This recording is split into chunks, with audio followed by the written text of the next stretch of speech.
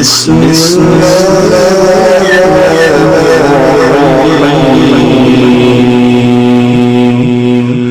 قل أعوذ برب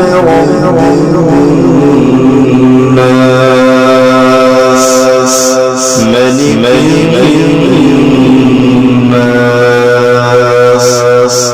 إله الناس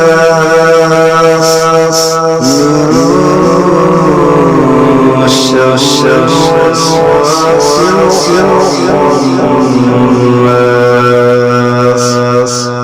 الذي يوسوس في صدور الناس من الجنة